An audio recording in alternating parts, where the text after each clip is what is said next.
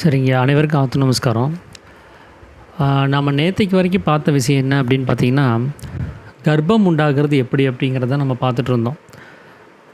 உலகத்தினுடைய தாயார் அப்படின்னு சொல்லி மனம் அப்படின்னு சொல்லி சாமி சொல்லும்போது, அங்கே பிரசவிக்கிற தாய்மார்களை குறிப்பிட்டு இது எப்படி இந்த விவரத்தை சொல்லுங்கள் அப்படின்னு சொல்லி கேட்கும்போது சாமி சொன்னார், ஒரு நெல் எப்படி வயலில் வருதோ அதுக்கு எது காரணமாக இருக்குதோ அதை நம்ம யூகித்து அறிந்தோம் அப்படின்னா இங்கே பிரசவிக்கிறது யாருங்கிறத புரிஞ்சுக்க முடியும் அப்படிங்கிறத அவர் சாமி வந்து ஒரு உதாரணம் மூலமாக சொல்லியிருந்தார். அது மட்டும் இல்லாமல் கர்ப்பபாத்திரத்தில் விழுகக்கூடிய அந்த சுக்கிலம்ங்கிறது ஆணினுடைய சுக்கிலம் போய் விழுகும்போது அது ஆண் குழந்தையாகவும், பெண்ணினுடைய சுக்கிலம் போய் விழுகும்போது பெண் குழந்தையாகவும் இருக்குது அப்படிங்கிறதையும் சொல்லியிருந்தார். அதில் வரக்கூடிய அந்த ஜாடை வித்தியாசம் அது வந்து அந்த சம்யோக சமயத்தில் ஆணினுடைய சுக்கிலம் விழுகும்போது அந்த ஆணினுடைய விசாரம் அந்த எப்படிப்பட்டதாக இருக்குதோ அது அந்த உருவத்தை வந்து அந்த சுக்கிலம் பிரதிபலிக்குது, அந்த அந்த ஜாடையை வந்து அது கொடுக்குது. அது ஆண் குழந்தையாகவே இருந்தாலும் கூட அவர் பெண்ணினுடைய அந்த முகபாவனையை விசாரணம் செஞ்சுருந்தார் அப்படின்னா அந்த பெண்ணினுடைய முகபாவனையிலேயே அந்த ஆண் குழந்தை வந்து பிறக்கிறதுக்கு இதுதான் காரணமாகுது அப்படின்னு சொல்லி ஒரு குதிரையை இணை சேர்க்கிற ஒரு உதாரணம் மூலமாக சாமி வந்து அதை விளக்கியிருந்தார். அப்போ அந்த விசாரம் தான் இங்கே வந்து உருவமாக சிருஷ்டியாக உண்டாகுது அப்படிங்கிறதையும் குறிப்பிட்டு சொல்லியிருந்தார். அதனால் நம்மளுடைய பிறவி பயன் என்ன அப்படின்னா, நாம் உருவாகிறதுக்கு காரணமாக இருந்த அந்த சுக்கிலம் அது புருவ மத்தியத்தில் இருக்குது. அந்த சுக்கிலத்தை ஊதி கட்டி நம்ம அங்கேயே நிலைநிறுத்தும் போது மட்டும்தான் நம்மளுடைய பிறவி பலன்கிறது பூர்த்தியாகுது. அதுக்கு தான் ரசவாதம், ரசமணி அப்படின்லாம் சொல்லி சித்தர்கள் வந்து சொல்லிகிட்டு இருந்தாங்க. அப்படி அதை ஊதி கட்டுறது தான் நம்முடைய பிறவி பெரும் பயன் அடையிறதுக்கான ஒரு விஷயம். அதுக்கு வந்து சதா மேலும் கீழும் அங்கே கவனத்தை வச்சு நடத்தணும் அப்படின்னு சாமி வந்து சொல்லியிருந்தார். ஸோ இன்றைக்கி நம்ம தொடர்ந்து பார்க்க இருக்கக்கூடிய விஷயம் வந்து அத்தியாயம் 7. அதில் வந்து சீடன் கேட்குறாரு, சாமி போன அத்தியாயங்களில் இந்த விசாரமே உருவமாக மாறுது, சிருஷ்டியாக மாறுது, எண்ணங்களே சிருஷ்டியாக மாறுது அப்படின்னு சொல்லி நீங்கள் சொன்னீங்க இல்லையா, அதனுடைய பொருள் இன்னும் கொஞ்சம் டீட்டெயில்டாக எனக்கு சொல்லுங்கள், அது எனக்கு சரியாக எனக்கு இன்னும் எனக்கு புரிதல் உண்டாகிற மாதிரி இன்னும் கொஞ்சம் டீட்டெயில்டாக சொல்லுங்கள் அப்படிங்கிறார். அப்போ சாமி சொல்கிறாரு, நாம் எதெல்லாம் கேட்டுட்ருக்குறோமோ, எதெல்லாம் பார்த்துட்ருக்குறோமோ, எதெல்லாம் வெளியில் வந்து அறிஞ்சிட்ருக்குறோமோ இது எதுவுமே இல்லாததாகுங்கிறார். இது எதுவுமே உண்மையிலே அது இல்லை. இது எல்லாமே நம்மளிலிருந்தே உண்டாகி நமக்குள்ளாரே லயிக்கக்கூடிய ஒரு தன்மையில் தான் இருக்குது. எப்படின்னா, தூக்கம் முழித்த உடனே இது நம்மளிலிருந்து உண்டாயிரும். நம்ம மனம்ங்கிறது வெளியில் வந்ததுமே அங்கே ஒரு சிருஷ்டி உண்டாகுது, உலகம்ங்கிற சிருஷ்டி உண்டாகுது. திரும்ப தூக்கம் அப்படிங்கிற நிலைமைக்கு நம்ம வரும்போது அந்த நாம் பார்த்துட்டு இருந்த அத்தனை விஷயமும் நமக்குள்ளாரே அடங்கியும் போயிடுது. அதே மாதிரி தான் நம்ம பிறக்கும்போது தான் இது முதல்ல சுவாசம் விட்டு நம்ம வெளியில் வரும்போது உலகத்தினுடைய உற்பத்தி. அந்த சுவாசம் முழுவதும் வெளியில் போய் தீர்ந்து போயிடுச்சுன்னா அப்பவும் உலகம் இல்லாமல் போயிடுது. ஏன்னா நம்ம செத்து போயிடுவோம். அப்போது நம்மளுடைய மனம் வெளியில் வியாபித்தா மட்டும்தான் இங்கே வெளியில் இருக்கக்கூடிய தோற்றங்கள் இதெல்லாமே உண்டாகுது. இதை வந்து இதுக்கு முன்னாடி எத்தனையோ தடவை நம்ம சொல்லியிருக்கிறோம். அதனால் இங்கே பார்க்கக்கூடியதும் கேட்கக்கூடியதும் அறியக்கூடியதுமாக இருக்கக்கூடிய எதெல்லாம் நீங்கள் இந்த உலகத்தில் பார்த்துட்ருக்கிறீங்களோ, கேட்குறீங்களோ, அறியறீங்களோ இதெல்லாமே சொப்பனமாகும் அப்படிங்கிறார். ஒரு கனவு தான் அது, அது நிஜம் கிடையாது அப்படிங்கிறத சொல்கிறார். இப்போ நமக்கெல்லாம் சந்தேகம் வரும், இதை போய் எப்படி சொப்பனம்னு நம்ம நம்ப முடியும்? எக்ஸாக்டாக அப்படியே இருக்குது. நேற்றுக்கு ஒருத்தரை நான் சந்திக்கிறேன்னு சொன்னேன், அவர் இன்றைக்கி வந்து எனக்கு ஃபோன் பண்ணி எப்போ வரீங்கன்னு கேட்குறாரு. இது எப்படி சொப்பனமாகும்? அது நேற்றுக்கு முடிஞ்ச விஷயம் இன்றைக்கி எப்படி கண்டினியூ ஆகுது அப்படிங்கிற ஒரு சந்தேகம் நமக்கு வரும். இன்னொன்று, இது சொப்பனம் தான் அப்படின்னா நமக்கு ஏதாவது ஒரு வகையில் இது வந்து உண்மை இல்லைங்கிற ஒரு உணர்வு நமக்குள்ளே ஏற்படணும். அது ஏற்படவே மாட்டேங்குது. இது நிஜந்தாங்கிற மாதிரியே நமக்கு வந்து அது ரியாக்ட் ஆகுது. ஒரு நம்ம வாழ்க்கையில் ஒரு விஷயம் நடக்குது அப்படின்னா அதை அப்படியே நம்ம ஏற்றுக்க வேண்டியதாக இருக்குது, அதை நம்ப வேண்டியதாக இருக்குது. நம்ம வீட்டிலே யாருக்காவது உடம்பு சரியில்லைன்னா நம்ம துடிச்சு போயிடுறோம். அப்போ இது உண்மைங்கிற அந்த ஒரு விஷயம் வந்து அவ்வளோ ஆழமாக இருக்குது. இப்போ இதை போய் ஒரு லைனில் நீங்கள் சொப்பனம்னு சொல்லிட்டீங்கன்னா எப்படி அதை ஏற்றுக்க முடியும் அப்படிங்கிற ஒரு சந்தேகம் எல்லாத்துக்குமே அது இருக்கத்தான் செய்யும். அப்போது நான் பார்க்குறது இது எல்லாமே, நான் அனுபவிச்சுட்டு இருக்கிறது இது எல்லாமே சொப்பனமாக, இதை எப்படி நான் நம்புறது அப்படின்னு சொல்லி கேட்குறாரு. அப்போ சாமி கேட்குறாரு, ஓ அப்போ நீ வந்து உணர்வோடு தான் இருக்கிறியா? நீ தூங்கிட்டு கிடையாதா? தூக்கத்தில் நீ இல்லையா? உணர்வோடு தான் இருக்கிறியா? அப்படின்னா அந்த தூக்க சமயம் அப்படின்னு சொல்லக்கூடிய நேரத்தில் எப்படி நீ ஒன்றும் தெரியாமல் இருக்கிறியோ அப்படி தான் நீ இப்போவும் ஒன்றுமே தெரியாமல் இருக்கிற. ஏன்னா நீ உணர்வோடு இருந்திருந்தீன்னா உன்னை நீயே அறிஞ்சிருக்க முடியும் தானே. எங்கே நீ யாருன்னு சொல்லு பார்க்கலாம் அப்படின்னு சொல்லி சாமி கேட்குறாரு. ஏன்னா அந்த தூக்கம் தான் நமக்கு அறியாமையாக இருக்குது, எதையுமே தெரிஞ்சுக்க முடியாத ஒரு விஷயமா இருக்குது. ஏன்னா அறிவுங்கிறது வெளிப்படாமல் அது உள்ளுக்குள்ளாரே அடங்கி இருக்குது. அறிவுங்கிறது ஜீவசக்தியாக இருக்கக்கூடிய வாயுன்னு சொல்லியிருந்தார். அந்த ஜீவசக்தியாக இருக்கக்கூடிய வாயு தான் மனமாக வெளியில் வியாபிக்குது. அப்போ மனம் உள்ளில் அடங்கும் போது அறிவாக வெளியில் பிரதிபலிக்கக்கூடிய அந்த பொருளும் உள்ளாரே அடங்குது. மனம் தன்னுடைய தொழிலை விடும்போது அறிவாக இருக்கக்கூடிய அந்த தொழிலும் அங்கே இல்லாமல் தான் போகுது. அப்போ அறியறதுக்கான தொழிலும் அங்கே இல்லாமல் தான் போகுது. அப்போ தூக்கம் தெளிஞ்ச நிலைமையில் தான் நாம் இருக்கிறோம் அப்படிங்கிறதா இருந்தால் கண்டிப்பாக நாம் யாருன்னு நமக்கு தெரிஞ்சிருக்கணும் அப்படிங்கிறத சாமி சொல்கிறார். இது எப்படி அப்படின்னா, நாம் உணர்வோடு தான் இருக்கிறோம் அப்படிங்கிறது ஒரு சொப்பனமாக இருக்குது. உண்மையாகவே நம்ம உணர்வு இல்லாமல் தான் இருக்கிறோம். ஏன்னா நாம் அந்த 3 நிலைமைகளை நாம் எப்போவுமே அனுபவிச்சுட்ருக்குறோம். நார்மலாக தூங்குகிற சமயத்தில் ஒன்று தூக்கம், இன்னொன்று அந்த முழிப்பு, இன்னொன்று சொப்பனம். இப்போ நம்ம முழிப்பு நிலைமையில் இருக்கிறதா நாம் நம்பிட்டுருக்குறோம். அப்புறமா இப்போ தூங்கலான்னு சொல்லிட்டு தூக்கத்துக்கு போவோம். அந்த தூக்கத்துக்குள்ளார ஒரு சொப்பனம் வரும். அப்புறம் சொப்பனத்துலேருந்து மறுபடியும் விழிப்புங்கிறதும் உண்டாயிரும். இப்படி இந்த 3 மாறி மாறி நடந்துகிட்டே இருக்கும். அப்போ முதல்ல விழிப்பு நிலைமை, அதிலிருந்து தூக்கம், தூக்கத்திலிருந்து சொப்பனம், திரும்ப சொப்பனத்திலிருந்து ஒரு விழிப்பு நிலைமைங்கிறது உண்டாகும். அப்புறம் அந்த விழிப்பு நிலைமைக்கு அப்புறம் மறுபடியும் தூக்கங்கிற நிலைமை, இப்படி ரொட்டீனாக இது மாறி மாறி நடந்துக்கிட்டே இருக்கும். அப்போ இப்போது இந்த 3 நிலைமைகளில் நீ எந்த நிலைமையில் இருக்கிறதா நீ சொல்கிற? விழிப்போடு நான் உணர்வோடு இருக்கிறேன்னு சொல்கிற இல்லையா? அப்போ ஜாக்கிரதை நிலைமையில் நீ இருக்கிறதா நீ சொல்கிற இல்லையா? அப்போ ஜாக்கிரதை நிலைமையில் இருக்கிறதா இருந்தால் நீ உணர்வோடு இருக்கணும்ல. அப்போ உணர்வோடு இருக்கிறதா இருந்தால் உன்னை நீயே அறிஞ்சிருக்க வேண்டியது தானே. அப்படின்னா உண்மை நீ யாருன்னு நீ அறிஞ்சு வச்சுருக்கிற அப்படின்னு சொல்லி கேட்குறாரு. இல்லை, நான் என்னை யாருன்னே தெரியாது, நான் யார் அப்படிங்கிற கேள்விக்கு அந்த விடை தேடிட்டு தான் நான் வந்திருக்கிறேன், அதனால் நான் யாருன்னு இது வரைக்கும் அறியவே இல்லை அப்படிங்கிறாரு. அப்போ நீ அறியலை அப்படிங்கிறத ஒரு உண்மையாக இருக்கிறதா இருந்தால் நீ உணர்வோடு இருக்கிறன்னு எப்படி சொல்ல முடியும்? அப்போ அந்த உணர்வில்லாத நிலைமைக்கு ஜாக்கிரதை நிலைமைன்னு நம்ம எப்படி சொல்ல முடியும்? அப்போது அந்த ஜாக்கிரதை நிலைமையில் இல்லை அப்படின்னா அப்போ அது என்னவாக இருக்கும்னா சுளுத்தி அப்படின்னு சொல்லக்கூடிய தூக்கமாக இருக்கும். அந்த தூக்கத்தில் தான் நமக்கு எதுவுமே தெரியாது, நாம் என்ன பண்ணிகிட்டு இருக்கிறோன்னே தெரியாது, தூங்கிட்டு தான் இருக்கிறோங்கிற அந்த உணர்வு கூட இல்லாமல் தான் அந்த தூக்கங்கிற ஒரு விஷயத்தை நம்ம செஞ்சிட்ருப்போம். அதனால தான் சாமி சொல்கிறாரு, இப்பொழுது உமக்கு நல்ல தூக்கமாகும். எப்படி ஆழ்ந்த தூக்கம் நடக்கும் இல்லைங்களா, நமக்கு ரொம்பவும் இன்னர் டீப்பாக ஒரு ஸ்லீப் நடக்கும். அப்படி ஒரு ஆழ்ந்த தூக்கத்தில் நீ இருக்கிற.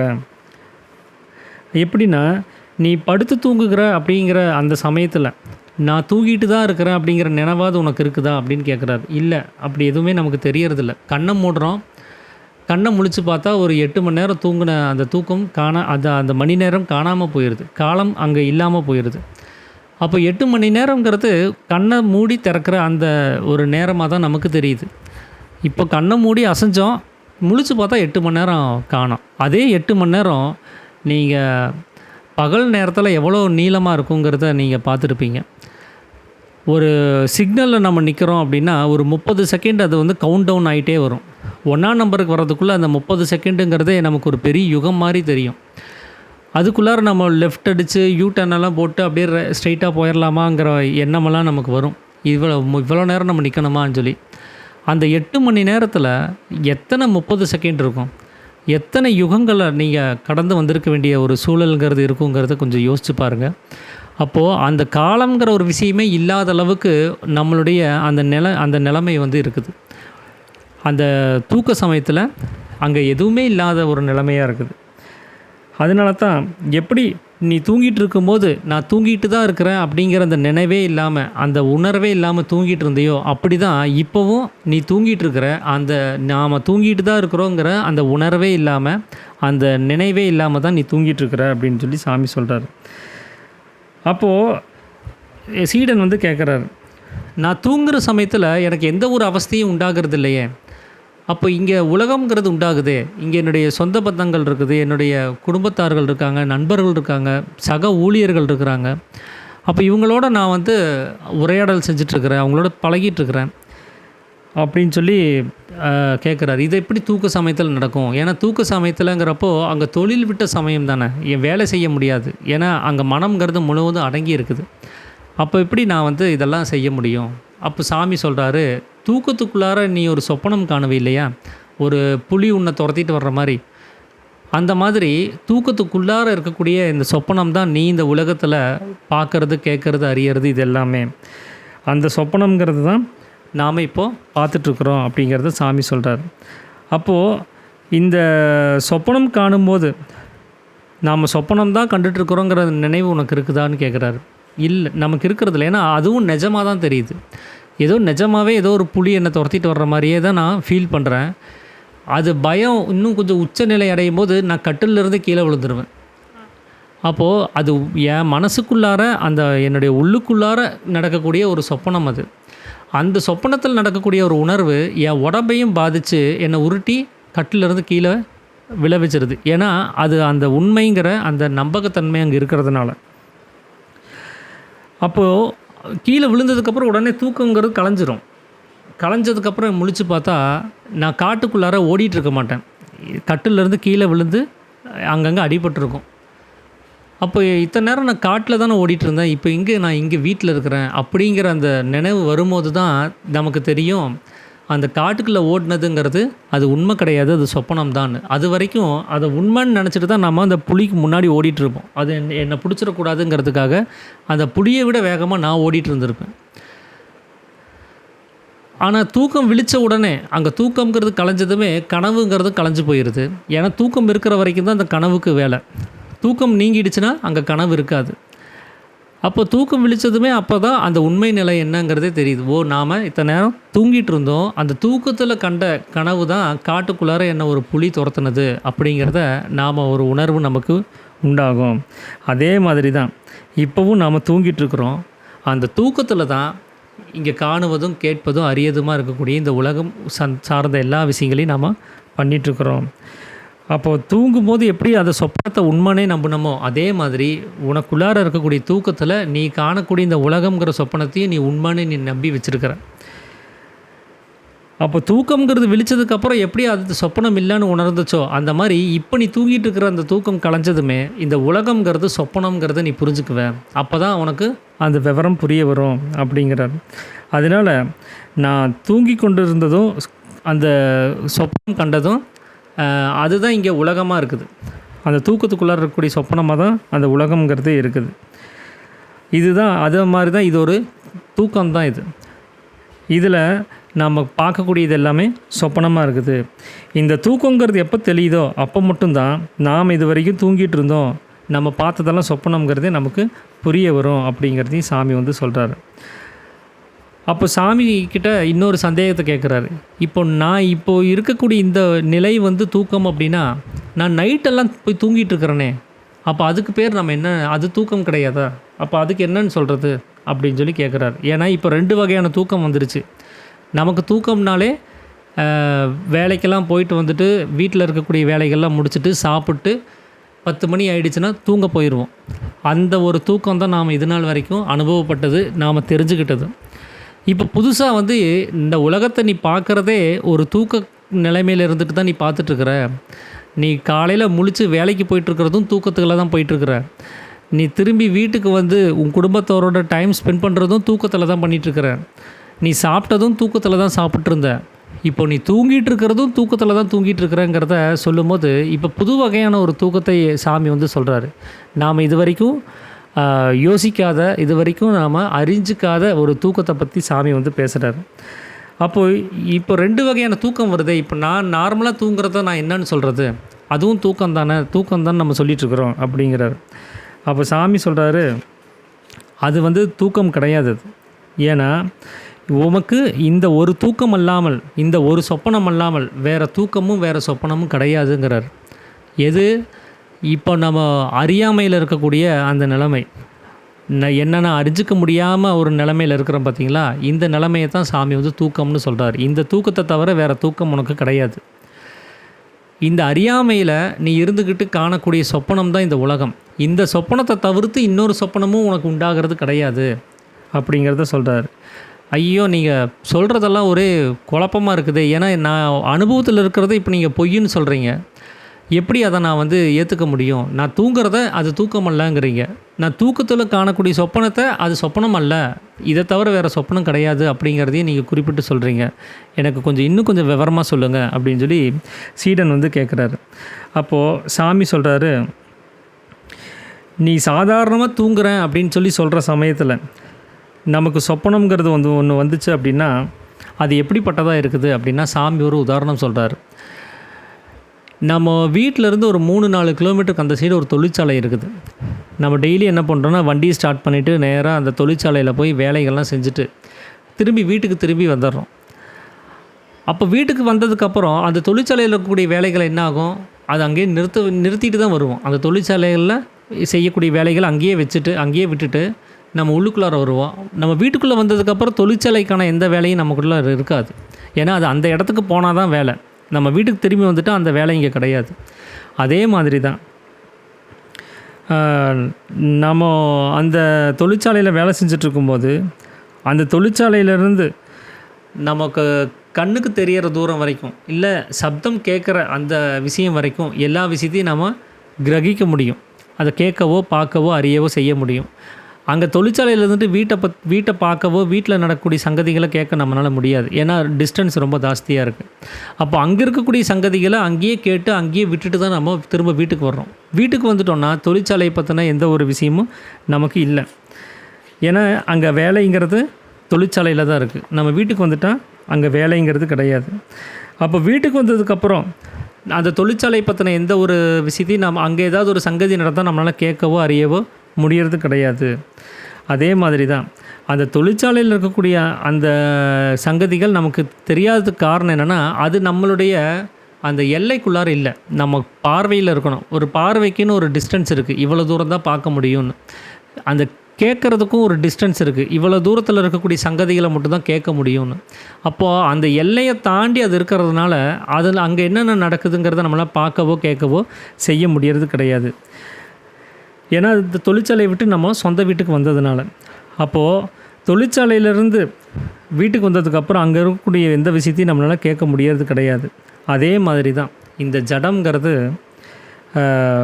இந்த உலகத்தோட தொடர்பில் இருக்குது. அது எப்படின்னா, நம்முடைய மேல் பாகம் அப்படின்னு சொல்லக்கூடிய சிரசு அது வந்து நம்முடைய சொந்த வீடு. அது கீழ்பாகம்னு சொல்லக்கூடிய கழுத்துக்கு கீழே இருக்கக்கூடியது வந்து தொழிற்சாலை. அங்கே வேலை செய்கிறதுக்காக மனம் என்ன பண்ணுதுன்னா, மேல் பாகத்துலேருந்து கீழே இறங்கி வருது. இறங்கி வந்து வேலையெல்லாம் முடிச்சுட்டு திரும்ப மேல் பாகத்தில் போய் சொஸ்தானத்தில் அமைதியாக அடங்கிடுது. இதுதான் தொழிற்சாலைக்கு வந்து வேலை செஞ்சுட்டு திரும்பி சொந்த வீட்டுக்கே திரும்பி போகிற நிலமை.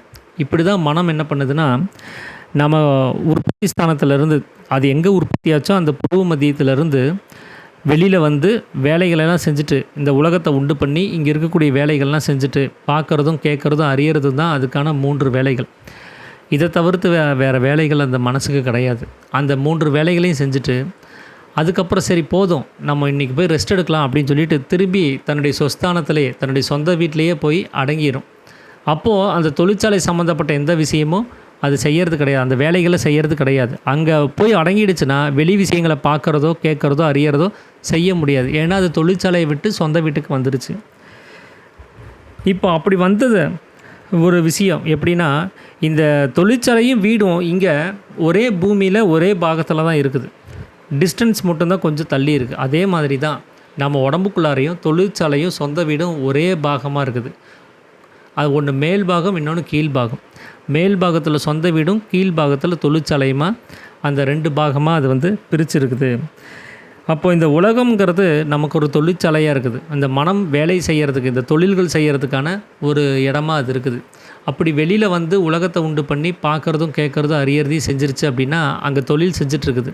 அந்த தொழிலை விட்டுட்டு திரும்ப சொஸ்தானத்தில் அடங்கும் போது தொழில்கள் இல்லாமல் போகுது.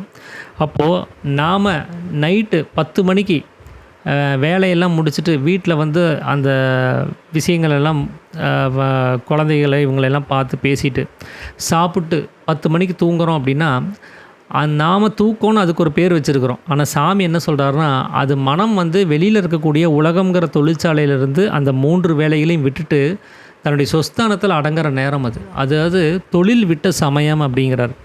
தொழில் விட்டு திரும்பி வீட்டுக்குள்ளார வந்துருச்சுன்னு அர்த்தம். அதுக்கு பேர் தூக்கம் கிடையாது. அது மனம் தொழில் விட்ட சமயம். அந்த மனம் எந்த வேலையும் செய்யாமல் அமைதியாக இருக்க வேண்டிய ஒரு நேரம் அப்படிங்கிறத சாமி சொல்கிறார்.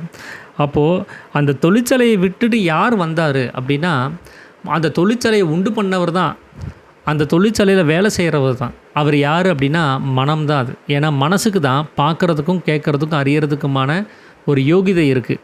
ஜீவனுக்கு அது கிடையாது. மனம் தான் அந்த வேலையை செய்யுது. அப்போது அந்த மனம் தான் அந்த தொழிற்சாலையில் இருந்த ஒரு மனுஷன். அவர் தான் அந்த தொழிலை விட்டு உள்ளுக்குள்ளார வந்து சொஸ்தானத்தில் அடங்கினவர்.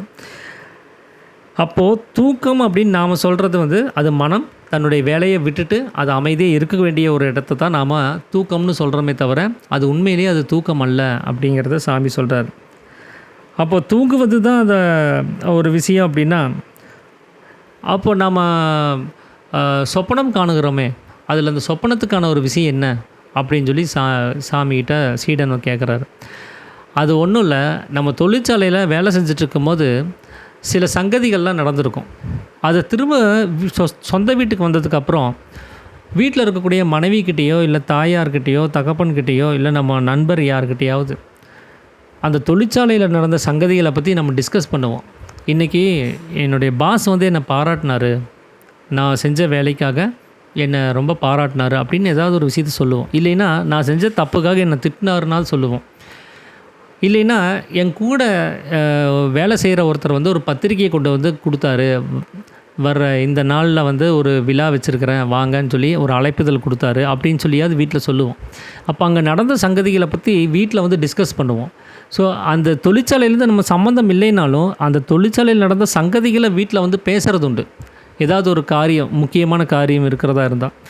அப்படி அந்த வெளியில் இருக்கக்கூடிய விஷயங்களை கவனித்து அந்த மனசு என்ன பண்ணுதுன்னா, திரும்ப தன்னுடைய சொஸ்தானத்தில் அடங்கினதுக்கப்புறமும் அது அமைதியாக இல்லாமல் அது அங்கே என்னென்ன வேலை செஞ்சிச்சோ, என்னென்ன பார்த்துச்சோ, என்னென்ன கேட்டுச்சோ, என்னென்ன அறிஞ்சிச்சோ அந்த விஷயங்களை பற்றி ஆலோசனை பண்ணுற ஒரு நேரம் தான் வந்து சொப்பனம் அப்படின்னு சொல்லி சொல்கிறார். ஏன்னா சொப்பனத்தில் வர்ற விஷயங்கள்லாம் நீங்கள் கவனித்து பாருங்கள். அந்த சொப்பனத்தில் வர்ற விஷயத்தை ஒன்று நீங்கள் பார்த்துருப்பீங்க, இல்லைன்னா கேட்டிருப்பீங்க, கேள்வியாவது பட்டிருப்பீங்க, இல்லைன்னா அறிஞ்சிருப்பீங்க, நீங்கள் யோசிச்சாவது வச்சுருப்பீங்க. உங்களுடைய கற்பனையிலேயே இருக்கக்கூடிய விஷயமாவது அங்கே கனவுங்கிற ஒரு விஷயத்தில் வரும். இந்த 3 விஷயத்தில் பாத்தியப்படாத எதுவுமே கனவாக வராது. அந்த வந்த கனவு ஒன்று நீங்கள் பார்த்ததாக இருக்கணும், இல்லைன்னா கேள்விப்பட்டதாக இருக்கணும், யாரோ ஒருத்தர் வந்து சொல்லியிருப்பாங்க, அந்த விஷயமா இருக்கும். இல்லைன்னா நீங்கள் கற்பனை பண்ணியிருப்பீங்க, சிந்திச்சிருப்பீங்க எதையாவது ஒன்று நினச்சி. அப்போது இந்த 3 விஷயம்தான் அந்த மனதனுடைய தொழில். அந்த தொழிலுக்கு உட்பட்ட விஷயங்கள் தான் இங்கே வந்து கனவாக இருக்குது. அதனால தான் சாமி சொல்கிறாரு, தொழிற்சாலையில் செஞ்ச வேலையை பற்றி அது உள்ளுக்குள்ளார வந்து ஆலோசனை செய்து நினச்சி பார்க்குது அப்படிங்கிறார். அப்படி நினச்சி பார்க்கக்கூடிய விஷயத்தை தான் நாம் கனவாக வந்து இங்கே உள்ளுக்குள்ளார நாம் கவனிக்கிறோம். அப்போது அது காலையில் விழித்த உடனே என்ன பண்ணுது, இந்த கடைக்காரங்களாம் என்ன பண்ணுவாங்கன்னா சாமானத்தெல்லாம் வெளியில் எடுத்து வச்சு வியாபாரம் பண்ண ஆரம்பிப்பாங்க. அது பிளாட்ஃபார்மை தாண்டி ரோடு வரைக்கும் கூட போயிடும். மேலே எல்லாம் தொங்க விட்டு, வெளியில் இருக்கக்கூடிய எல்லா இடத்துலையும் தொங்க விட்டு அந்த பாத்திரங்கள் அது இது பொருட்கள் இதெல்லாம் வச்சு ஒரு வியாபாரத்தை பண்ணுவாங்க. வியாபாரம் முடிஞ்சிருச்சு, அந்த நேரம் வந்துருச்சு, கடையை சாத்துற நேரம் வந்துருச்சுன்னா அந்த மொத்த சாமானத்தையும் திரும்ப எடுத்து எல்லாரையும் உள்ளாரையே வச்சு சட்டை சாத்திட்டு அவர் உள்ளுக்குள்ளார போய் படுத்துருவார். காலையில் எந்திரிச்ச உடனே திரும்ப எல்லா சாமானங்களையும் வெளியில் விட்டு அவர் இந்த வியாபாரத்தை பண்ணுவார். அதே மாதிரி தான் இந்த மனசுங்கிறது ஒரு வியாபாரி. அது அந்த மனம்ங்கிறது எதை வச்சு வியாபாரம் பண்ணுது அப்படின்னா, விசாராதிகள்னு சொல்லக்கூடிய எண்ணங்களை வச்சு தான் அது வியாபாரம் பண்ணுது. அந்த எண்ணங்கள் தான் அதனுடைய பொருட்கள். அதைத்தான் வெளியில் விட்டு வெளி விஷயங்களில் இருக்கக்கூடிய ஏதாவது ஒரு சங்கதிகளில் பந்தத்தை ஏற்படுத்தி சுகதுக்கங்களை உண்டு பண்ணி அங்கே வந்து பந்தப்பட்டு அந்த வியாபாரத்தை அது செய்யுது. பார்க்குறதும் கேட்குறதும் அறியறதுமா இருக்கக்கூடிய வேலைகளை செய்யுது. அதுக்கு இன்ட்ரெஸ்ட் இல்லைன்னா அது பார்க்காது. அதுக்கு அது ஆர்வம் இல்லை அப்படின்னா எதையும் கேட்காது, எதையும் தெரிஞ்சுக்காது. அப்போ அந்த மனமே தான் அதில் ஆர்வப்படுது. அந்த விஷயத்தை நான் தெரிஞ்சுக்கணும், அந்த விஷயத்தை பார்க்கணும், அந்த விஷயத்தை அறியணும் அப்படின்னு சொல்லி அது பண்ணுது. ஸோ அந்த ஆர்வத்துக்கு காரணம் எண்ணங்கள் தான். எனக்கு அது செய்யணுங்கிற அந்த எண்ணம் தான் அதுக்கு முக்கியமான காரணமாக இருக்குது. அப்படி விசாராதிகளாக இருக்கக்கூடிய அந்த சாமான்களை அது வெளியில் வச்சு வியாபாரம் பண்ணிவிட்டு திரும்ப அந்த எண்ணங்களை உள்ளுக்குள்ளரே கொண்டு வந்து பூட்டிடுது. அதனால தான் தூங்கும்போது நமக்கு எந்த ஒரு எண்ணமும் உண்டாகிறது கிடையாது. ஆனால் முழிச்சப்போ அது எக்கச்சக்கமான எண்ணங்கள் வந்துக்கிட்டே இருக்கும். ஒரு வேலை செய்யும்போது அது 10 எண்ணங்களாக ஓடிட்டே இருக்கும். வேறு வேறு எண்ணங்களாக அது ஓடிட்டே இருக்கும். அடுத்தது என்ன பண்ணணும், அதுக்கு அடுத்தது என்ன பண்ணணும்னு சொல்லி ஒரு பிளான் போயிட்டே இருக்கும். ஆனால் தூக்க சமயத்தில் பாருங்கள், எந்த எண்ணங்களும் இருக்காது. ஏன்னா அது அந்த வியாபாரம் செய்ய வேண்டிய பொருட்களை உள்ளுக்குள்ளார எடுத்து வச்சுட்டு கதவை சாத்திடுது. அப்போ அங்கே தொழிலுங்கிறதே உண்டாகிறது கிடையாது.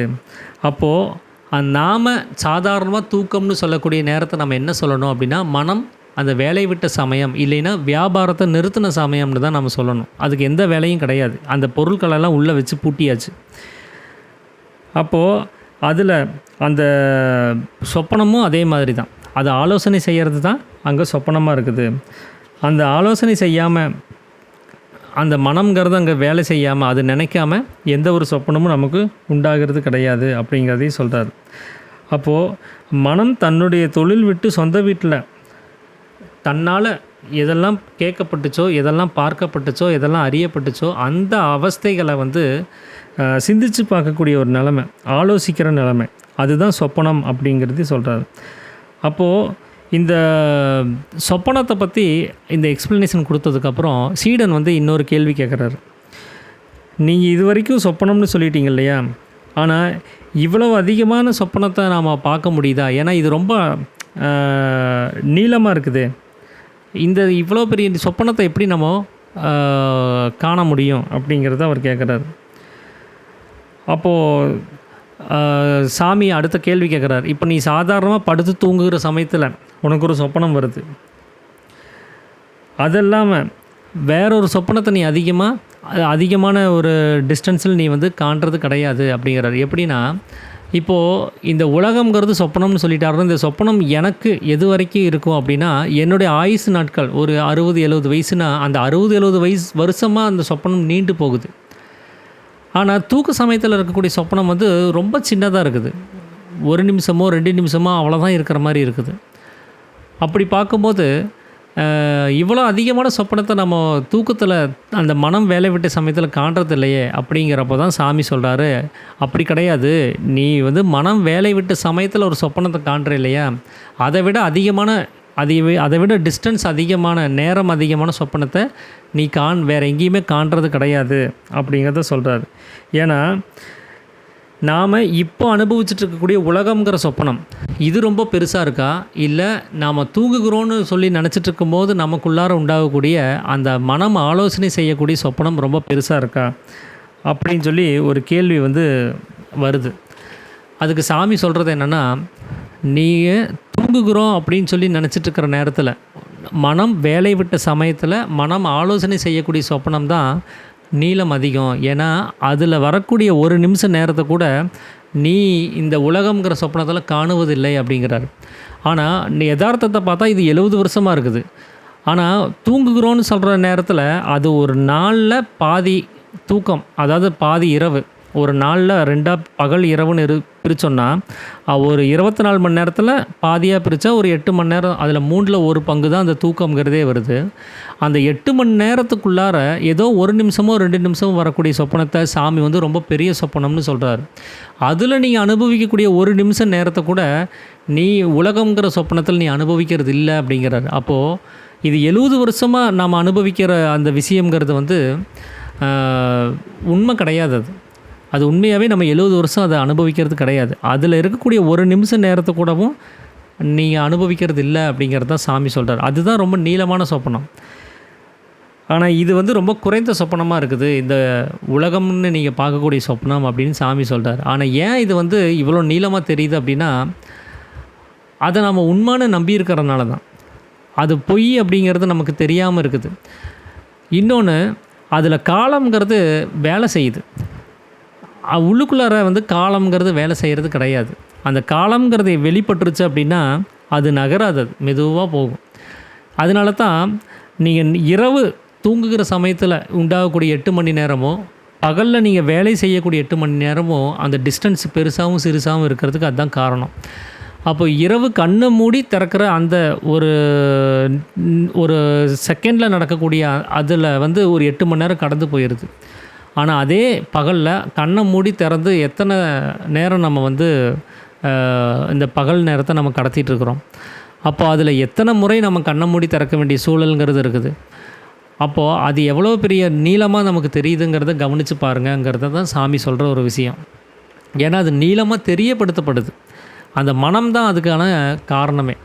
ஒரு 2.5 மணி நேரம் படம் நல்ல இன்ட்ரெஸ்ட்டாக போகுது அப்படின்னா அது எப்படி எங்கே தொடங்கி எப்போ சீக்கிரம் முடிஞ்சுன்னே நமக்கு தெரியாது. இப்போ படம் போட்டாங்க, அவ்வளோ ஸ்பீடாக போயிடுச்சு, படம் போனதே தெரியல, நேரம் போனதே தெரியல அப்படின்னு நாம் சொல்கிறது உண்டு. ஆனால் அந்த சிக்னலில் இருக்கக்கூடிய 30 செகண்டுங்கிறது நமக்கு பெரிய தலைவலியாக இருக்குது. இது எப்போ தீரும், எப்போ இது 29, 28, 27ன்னு வந்துட்டே இருக்குது, எப்போ இது 1ஆம் நம்பருக்கு வரும்னு நம்ம காத்துக்கிட்டே இருக்கிறோம். ஆனால் அதே 2.5 மணி நேரத்தில் எத்தனை 30 செகண்ட் இருந்திருக்கும். அந்த 30 செகண்டை மனசு எவ்வளோ சுலபமாக கடந்து போச்சு. இந்த ஒரு 30 செகண்டை ஏன் அது கடக்கிறதுக்கு இவ்வளோ பாடுபடுது அப்படின்னா அது மனம் தான் அதை தீர்மானிக்குது. ஒரு நேரத்தை சீக்கிரம் கடத்துறதும் அதை ஸ்லோவாக கடத்துறதையும் மனம் தான் நிர்ணயம் பண்ணுது. மனசுக்கு வந்து இன்ட்ரெஸ்ட் வந்துருச்சு, அதில் லயிச்சிருச்சு அப்படின்னா அங்கே வந்து காலத்தை அது சீக்கிரம் கடத்தி விட்டுரும். அதில் லைக்கலை அப்படின்னா அது காலத்தை கடத்துறதுங்கிறது ரொம்ப ஸ்லோவாக, டெட் ஸ்லோவாக இருக்கும். அதுதான் காரணமாக இருக்குது அப்படிங்கிறத சாமி சொல்கிறாரு. இது நீங்கள் யோக வாசிஷ்டம்னு ஒரு நூலில் வந்து லீலாவதியின் கதைன்னு சொல்லி ஒரு கதை வரும். அதை நான் வந்து ரொம்ப நாளாக நான் அதை சொல்லிகிட்ருக்கிறேன். அந்த கதையை பற்றின ஒரு விளக்கம் கொடுக்கணும் அப்படின்னு சொல்லிட்டு நான் முடிஞ்ச வரைக்கும் நான் நாளைக்கு நான் ப்ரிப்பேர் பண்ணிட்டு வரேன் அந்த கதையை பற்றி. உண்மையாகவே அது வந்து ஒரு மனதனுடைய சுவாபத்தை சரியாக நம்ம புரிஞ்சுக்க முடியும். ஏன் வந்து அந்த மனம் வந்து காலத்தை எப்படி அதை ஹேண்டில் பண்ணுது, ஒரு காலத்தை எப்படி வேகமாக கடத்துது, எப்படி ஸ்லோவாக கடத்துதுங்கிறத அந்த லீலாவதியின் கதையை வச்சு நம்மளால் தெளிவாக புரிஞ்சுக்க முடியும். நான் நாளைக்கு கண்டிப்பாக அதை நான் ப்ரிப்பேர் பண்ணிவிட்டு வந்துட்டு நான் இதே டாப்பிக்கு அதுலேயும் வரும். அதை நான் வந்து உங்களுக்கு டீட்டெயிலாக நான் சொல்கிறேன். அப்போ தான் மனதனுடைய சுவாபம் என்னங்கிறத நம்மளால் சரியாக புரிஞ்சுக்க முடியும். அப்போது அந்த மனம் நினச்சிச்சின்னா ஒரு நிமிஷத்தை ஒரு யுகமாகவும் மாற்ற முடியும். அந்த மனசு நினச்சிச்சின்னா ஒரு யுகத்தை ஒரு நிமிஷமாகவும் மாற்ற முடியும். ஸோ இது வந்து அந்த மனதனுடைய கையில் இருக்க அந்த காலத்தினுடைய வேகம்ங்கிறது. அதனால தான் சாமி சொல்கிறாரு, நீ இந்த மனம் ஆலோசனை பண்ணுற நேரத்தில் இருக்கக்கூடிய அந்த ஒரு சொப்பனத்தை ரொம்ப நீளமானதாக இருக்குது, ஆனால் அது வேகமாக கடத்திடுது. ஆனால் நாம் உலகம்ங்கிற சொப்பனத்தை காண்றது வந்து அந்த மனம் அதில் லயிக்கிறது கிடையாது. அதனால் அது ரொம்பவும் மெதுவாக கடத்திட்டு போகுது. 70 வருஷங்கிற அளவுக்கு அது கடத்திட்டு போகுது. ஆனால் உங்களால் அந்த மனம் ஆலோசனை பண்ணக்கூடிய நேரத்தில் ஒரு யுகத்தை கூடவும் ஒரு நைட்டுக்குள்ளார நீங்கள் கனவாக கண்டுற முடியும். ஒரு யுகமே ஒரு யுகம்னா கிட்டத்தட்ட 4 லட்சம் வருஷத்துக்கு மேலேன்னு சொல்லுவாங்க. அந்த அத்தனை லட்சம் வருஷத்தை உங்களால் ஒரு நைட்டுக்குள்ளார நீங்கள் ஒரு கனவாகவே கழிச்சிட முடியும். அவ்வளோ வேகமாக கூட மனசுனால் அந்த கனவை எடுத்துகிட்டு போக முடியும். ஆனால் அது யதார்த்தமாக இருக்கக்கூடிய இந்த உலகத்தில் அது சாத்தியம் கிடையாது. ஏன்னா மனதனுடைய லயிப்பு தன்மைங்கிறது இந்த உலகத்தில் கிடையாது. அது மனம் எங்கே லயிக்கும் அப்படின்னா சாமி ஏற்கனவே 1ஆம் அத்தியாயத்திலே அவர் சொல்லியிருக்கிறார். அந்த மனதனுடைய உற்பத்தி அதனுடைய உற்பத்தி ஸ்தானமாக இருக்கக்கூடிய ஜீவனில் தான். அது அங்கே மட்டும்தான் லயிக்கும். அது ஜீவனோடு சேரும்போது தான் இந்த சொப்பனம், தூக்கம் இதெல்லாமே உண்டாகுது. அப்போது அந்த ஜீவனோடு சேர்ந்தால் மட்டும்தான் அந்த லயிப்பு தன்மையே அந்த மனசுக்கு வருது. அது ஜீவனை விட்டு பிரிஞ்சு அது வெளி உலகத்துக்கு வந்துடுச்சுன்னா அது எதுலேயுமே லயிக்கிறது கிடையாது. கொஞ்ச நேரம் வேணால் அது ஒரு ஆர்வத்துக்காக ஒரு விஷயத்தில் ஊன்றி இருக்கலாம். ஆனால் திரும்பவும் அது வெளியில் அந்த ஆர்வம் தீர்ந்து போச்சு அப்படின்னா டெம்பரவரியாக தான் இருக்கும் அந்த ஆர்வமெல்லாம். அப்புறம் அந்த ஆர்வம் கடந்துருச்சு அப்படின்னா திரும்பவும் அது ஸ்லோவாக ஆரம்பிச்சிடும். எதுலேயுமே லைக்காமல் அது பாட்டுக்கு போக ஆரம்பிச்சிடும். அப்போ அங்கே குறுகிய காலம் மட்டுமே தான் அந்த ஆர்வத்தை வச்சு நம்மளால் ஒரு விஷயத்தில் லைக்க வைக்க முடியும். ஆனால் அது உள்ளுக்குள்ளே சொஸ்தானத்தில் அடக்கிட்டீங்க அப்படின்னா நீங்கள் எந்த முயற்சியும் பண்ண வேண்டாம், நீங்கள் அதை கட்டி போட வேண்டாம், அது பாட்டுக்கு பேசாமல் உட்காந்துரும். அதனால தான் அந்த மனதனுடைய லைக்கிறது எங்கேயோ அங்கே கொண்டு போய் அதை நிறுத்துறதுக்கு நாம் முயற்சி பண்ணிகிட்ருக்குறோம். அப்போது நாம் தூங்குகிற சமயத்தில் இருக்கக்கூடிய அந்த சொப்பனத்தில் ஒரு நிமிஷம் நேரத்தை கூட நாம் வெளியில் இருக்கக்கூடிய உலகங்கிற சொப்பனத்தில் நாம் காணுவதில்லை அப்படிங்கிறத சாமி சொல்கிறார். எப்படின்னா நாம் தூங்கும்போது நாம் ஒரு கனவு காண்றோன்னு வச்சுக்கோங்களேன். நாம் பிறந்தோம், இறந்தோம், எனக்கு 5 வயசு ஆச்சு, 5 வயசுலேருந்து நான் 100 வயசு வரைக்கும் வாழ்ந்தேன், எனக்கு குழந்தைங்க பிறந்தாங்க, அந்த குழந்தைங்களுக்கும் குழந்தைங்க பிறந்த அந்த பேரன் பேத்திகளை நான் கவனித்தேன் அப்படிங்கிற அளவுக்கு அது கண்டினியூட்டியாக போயிட்டே இருக்கும் அந்த கனவு. அந்த ஒரு நிமிஷ நேரத்தில் நீங்கள் வந்து 100 வருஷத்துக்கான எல்லா நிகழ்வுகளையும் உங்களால் கனவாக கூட கண்டிட முடியும். இந்த மனசு உங்களுக்கு காமிச்சு அதை ஆலோசனை செய்யணும்னு முடிவு பண்ணிடுச்சுன்னா அதனால் 100 வருஷத்துக்கான நிகழ்வுகளை ஒன்றா ஆலோசனை பண்ணி உங்களுக்கு அதை காமிச்சு கொடுத்துட முடியும். அதனால தான் சாமி சொல்கிறது என்னென்னா, அந்த கனவு தான் ரொம்ப நீளமானது அப்படிங்கிறத அவர் வந்து குறிப்பிட்டு சொல்கிறாரு. அப்போது இப்போது நமக்கு வந்து நல்ல தூக்கமாக இருக்குது. இதில் கேட்குறதும் காண்றதும் அறிகிறதும் இது எல்லாமே சொப்பனமாக இருக்குது. இது வந்து உண்மை கிடையாது. அது மட்டும் இல்லாமல் அந்த தூக்கம்னு சொல்கிறது எது அப்படின்னு கேட்டிங்கன்னா அறியாமை தான் அது. அதனால தான் உண்மை நீர் அறியாமல் இருக்கிறீங்க அப்படின்னு சொல்லி சொல்கிறார். என்ன நான் அறியலை அப்படின்னா நான் அறியாமையில் இருக்கிறேன்னு அர்த்தம். நான் யாருன்னு எனக்கு தெரியலன்னா நான் அறியாமல் இருக்கிறேன். அறியாமைனா என்ன அப்படின்னா அதுக்கு ஒரு டெஃபினிஷன் கொடுக்குறார். எது அப்படின்னா, அறிய வேண்டிய ஒரு விஷயத்தை அறியாமல் இருக்கிறதுக்கு பேர் தான் அறியாமைங்கிறார். எனக்கு ஒரு விஷயம் தெரிஞ்சிருக்கணும், அது எனக்கு தெரியாமல் இருக்குது, அதுக்கு பேர் தான் அறியாமை. அது என்ன விஷயம் அப்படின்னா, நான் யாருங்கிறது எனக்கு தெரிஞ்சிருக்கணும். அதுதான் என்னுடைய உணர்வு நிலைமை. நான் உணர்வோடு இருக்கிறேன் அப்படின்னா நான் யாருன்னு எனக்கு தெரிஞ்சிருக்கணும். எனக்கு தலையில் அடிபட்டுருச்சு கீழே விழுந்து, அப்போ என்ன நான் மறந்துட்டேன். அப்படிங்கிறப்போ என்னை பற்றின எந்த விவரமும் எனக்கு தெரியாது. அப்போது அப்படி ஒரு வாழ்க்கையை நான் வாழும்போது அதனால் ஏதாவது பிரயோஜனம் இருக்குமானா இருக்காது. என்னை நான் அறியாமல் என்னுடைய உணர்வு எனக்குள்ளே வராமல் நான் இங்கே எவ்வளோ காலம் வாழ்ந்தாலும் என்னால் அதில் எந்த விஷயத்தையும் கிரகிக்க முடியாது. அது எதையுமே என்னால் ஸ்டோர் பண்ணி வச்சு என்னை நான் சீர்திருத்திக்கிறதுக்கோ இன்னும் நான் அதை சரிப்படுத்திக்கிறதுக்கோ எந்த முயற்சியும் செய்ய முடியாது. அப்போது என்ன நான் அறிஞ்சால் மட்டும்தான், நான் உணர்வோடு இருந்தால் மட்டும்தான் நான் வாழ்கிற வாழ்க்கையில் ஒரு பிரயோஜனமாக இருக்கும். அதனால தான் இங்கே இருக்கிற எல்லா இது வரைக்கும் இருந்த அத்தனை ஜென்மங்கள்லேயும் நாம் வாழ்ந்த வாழ்க்கையில் நம்மளை அறியாமல் தான் நாம் செத்து போயிட்டே இருந்தோம். நம்மளை அறிஞ்சிட்டோம் அப்படின்னா, நாம் உணர்வோடு இருந்துட்டோம் அப்படின்னா, அது சாகாமல் இருக்கிறது எப்படிங்கிறத கண்டுபிடிச்சி அந்த சாவை நம்ம ஜெயிச்சிருக்க முடியும். அப்போ அந்த அறியாமை தான் நம்மளை வந்து நம்மளோட ஐடென்டிட்டியை வந்து நமக்கு காமிச்சு கொடுக்காமல் இருக்குது. அதுக்கு தான் சாமி வந்து தூக்கம் அப்படிங்கிறாரு. அப்போது நாம் எதையும் அறிஞ்சிக்க வேண்டியது இருக்குது அப்படின்னா, நான் என்னுடைய நிலைமையை நான் முதல்ல புரிஞ்சுக்கணும். நான் யாருங்கிறத முதல்ல தெரிஞ்சுக்கணும். அதுக்கு நான் அந்த உணர்வோடு இருக்கணும். அந்த உணர்வு எனக்கு எப்போ வரும்னா, நான் தூக்கம்ங்கிற அறியாமையிலேருந்து நீங்கி வெளியில் வந்தால் தான் வர முடியும். அப்போது அந்த தூக்கம்ங்கிற அறியாமை நீங்கும் போது தான் என்ன நானே தெரிஞ்சுக்க முடியும். அப்போ தூக்கம் நீங்கிடுச்சுன்னா அந்த தூக்கத்துக்குள்ளார வரக்கூடிய சொப்பனம் என்ன ஆகும் அப்படின்னா அதுவும் இல்லாமல் போயிடும். எப்படி நான் கட்டிலேருந்து கீழே விழுந்த உடனே தூக்கம் கலைஞ்சிருச்சு, சொப்பனமும் காணாமல் போயிடுச்சு. அதே மாதிரி இந்த அறியாமைன்னு சொல்லக்கூடிய அந்த தூக்கம் என்னை விட்டு நீங்கும்போது நான் வெளியில் பார்க்கக்கூடிய இந்த உலகங்கிற சொப்பனமும் நீங்கி போயிடும். இந்த உலகத்தை அது இல்லாமல் பண்ணணுன்னா, நான் இங்கே உட்காந்துட்டு இந்த உலகத்திலேருந்து நீங்கி போய் ஒரு காட்டுக்குள்ளார போய் எனக்கு யாரும் வேண்டாம், எனக்கு எதுவுமே வேண்டாம், நான் என்னை தனியாக விடுங்கன்னு சொல்லிட்டு நான் அங்கே உட்கார வேண்டிய அவசியம் கிடையாது. ஏன்னா அங்கே உட்கார்ந்தாலும் இந்த உலகங்கிற சொப்பனம் தான் அங்கே தொடர்ந்து இருக்குது. அதனால் அங்கே ஓடி போகிறதுனால நம்ம இந்த உலகத்தில் தப்பிக்க முடியாது. நம்ம எல்லாத்தையும் தவிர்த்துட்டு நம்மளை தனிமைப்படுத்திக்கிறதுல வந்து எந்த ஒரு விஷயத்தையும் நம்ம அடைஞ்சிட முடியாது. இது அடையிறதுக்கு ஒரே வழி, நீங்கள் இந்த உலகத்தை இல்லாமல் பண்ணிட்டீங்கன்னா போதும். அதுக்கு இந்த உலகம் எப்படி உண்டாச்சுங்கிறத நம்ம புரிஞ்சுக்கணும். இந்த எப்படி அந்த கனவுலேருந்து சொப்பனமாக மாறுச்சுங்கிறத நம்ம தெரிஞ்சுக்கணும்.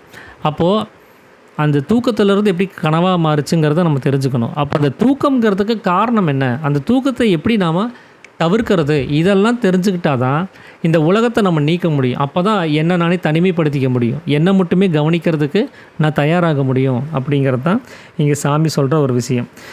அப்போது சீடன் வந்து இன்னொரு கேள்வி கேட்குறாரு.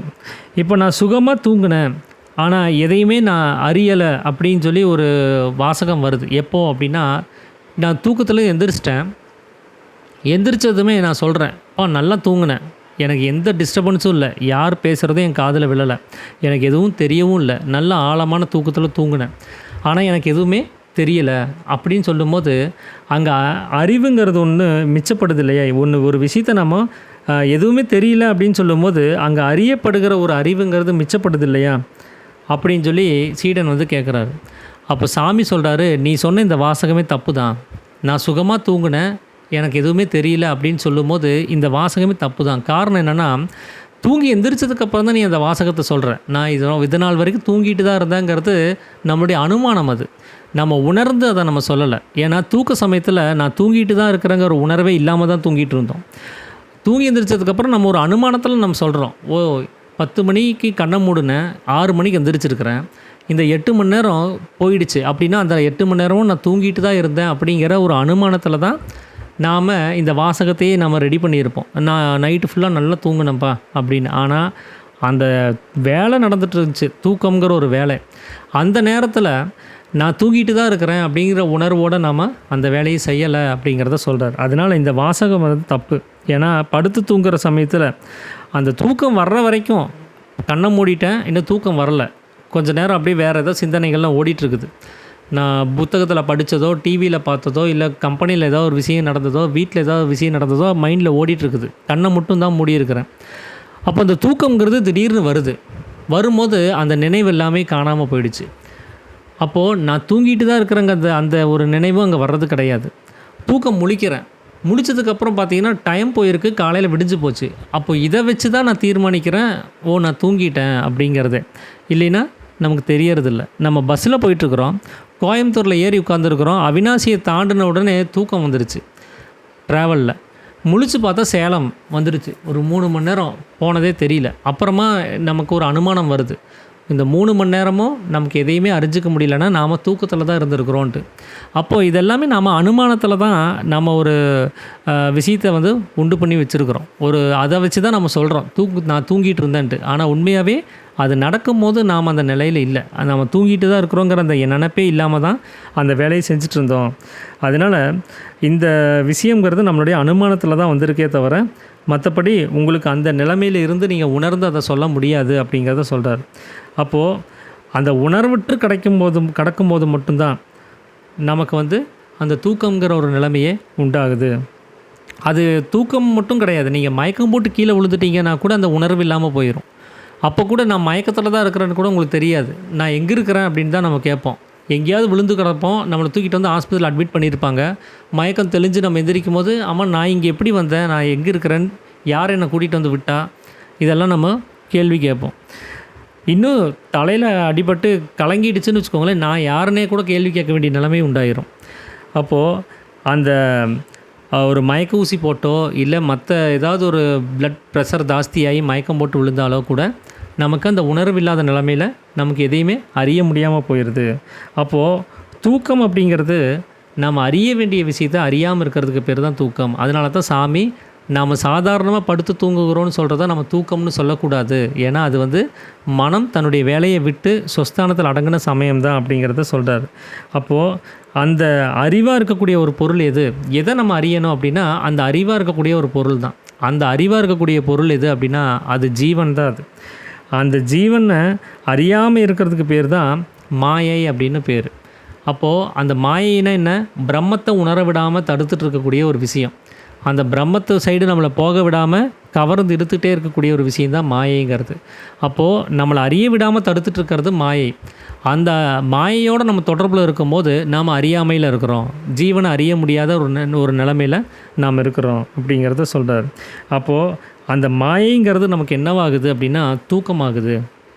அதனால தான் மாயையாக இருக்கக்கூடிய தூக்கத்திலேருந்து நாம் கண்டு அனுபவிக்கக்கூடிய சொப்பனமாகும் இந்த உலகம் அப்படின்னு சொல்லி சாமி சொல்கிறார். இந்த மாயையாக இருக்கக்கூடிய தூக்கம் எப்போ தெரிந்து நமக்கு உணர்வு உண்டாகுதோ, எப்போ இந்த தூக்கங்கிறது தெளிஞ்சு நாம் அந்த ஜாக்கிரதை அப்படின்னு சொல்லக்கூடிய அந்த விழிப்பு நிலைமைக்கு நம்ம வர்றோமோ அப்போ தான் நமக்கு அந்த உணர்வுங்கிறதே உண்டாகுது. அந்த உணர்வுக்கு பேர் தான் ஜாக்கிரதை. அது ஜாக்கிரதைன்னு சொல்கிறது வந்து என்ன அப்படின்னா அனித்தியமாக இருக்கக்கூடிய, அதாவது உன்னோடது என்னோடது அப்படின்னு சொல்லி இங்கே பிரித்து பார்த்துட்டு இருக்கக்கூடிய இந்த உலகத்தில் நம்ம பார்த்துட்ருக்கக்கூடிய எல்லா விஷயங்களையும், அதில் இருக்கக்கூடிய ராகத்துவேஷம் அப்படின்னு சொல்லக்கூடிய வெறுப்பு இது எல்லாத்தையும் விட்டுட்டு நித்தியமாக இருக்கக்கூடிய தன்னை மட்டுமே கவனித்து அறிஞ்சிட்ருக்கக்கூடிய ஒரு நிலைமை. அந்த நிலைமை நமக்கு வரும்போது மட்டும்தான் நாம் ஜாக்கிரதை நிலைமை, நான் வந்து தூக்கத்துலேருந்து விழிச்சிட்டேன், எனக்கு மாயை கிடையாது அப்படின்னு சொல்லக்கூடிய நிலைமையாக இருக்கும். அப்போது அந்த ஜாக்கிரதை நிலைமைங்கிறது என்ன அப்படின்னா வெளி விஷயங்கள் எதுவுமே இருக்காது. தான் அப்படின்னு சொல்லக்கூடிய நித்தியமாக இருக்கக்கூடிய ஒரு பொருள் மட்டும்தான் அதோட தொடர்பில் இருக்கும். அப்போது அது எங்கே இருக்கும் அப்படின்னா புருவ மத்தியத்தில் அந்த மனம் சொஸ்தானத்தில் அடங்கின நிலைமை, அதுதான் நிஷ்டை அப்படின்னு நம்ம சொல்லுவோம். அந்த நிலைமையில் இருந்தால் மட்டும்தான் நாம் உணர்வோடு இருக்கிறோம், நான் தூக்கத்துலேருந்து எந்திரிச்சிட்டேன்னு அர்த்தம். அதை விட்டுட்டு நம்ம கீழே இறங்கி மனசு வந்துருச்சு அப்படின்னா நம்ம தூக்க நிலைமையில் இருக்கிறோம், அறியாமையில் இருக்கிறோம், மாயையில் இருக்கிறோன்னு அர்த்தம் அப்படிங்கிறத சாமி சொல்கிறாரு. ஸோ இதுதான் வந்து 7ஆம் அத்தியாயத்தில் சாமி வந்து சொப்பனம், சுளுத்தி, ஜாக்கிரதை அப்படின்னு 3 விஷயங்களை பற்றி அவர் பேசின ஒரு விஷயம். இதுதான் இன்றைக்கி நான் உங்களோட பகிர்ந்துக்கணும் அப்படின்னு சொல்லி நினச்சது. அனைவருக்கும் ஆத்ம நமஸ்காரங்க.